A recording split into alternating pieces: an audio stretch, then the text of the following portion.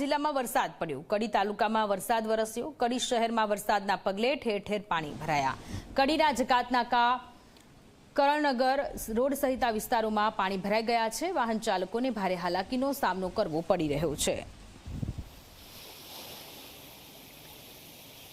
મહેસાણાની આ સ્થિતિ છે કે જ્યાં જિલ્લામાં ભારે વરસાદને કારણે ઠેર ઠેર પાણી ભરાવાની સમસ્યા સર્જાઈ છે। તંત્રની પ્રી મોન્સૂન કામગીરી સામે સવાલો થઈ રહ્યા છે। કરણનગર રોડના આ દ્રશ્ય છે કે જ્યાં પાણી ભરાઈ ગયું છે અને આ પાણીમાંથી વાહન ચાલકો પોતાના વાહનો હંકારવા માટે મજબૂર થયા છે કે એમ્બ્યુલન્સની ગાડી કે જે આ પાણીમાંથી પસાર થઈ રહી છે।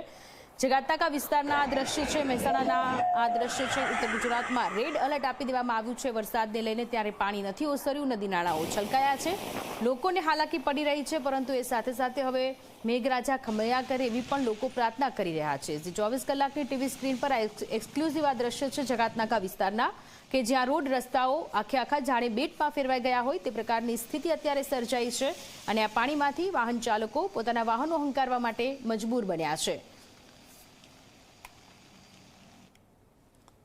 તો ડાંગ જિલ્લા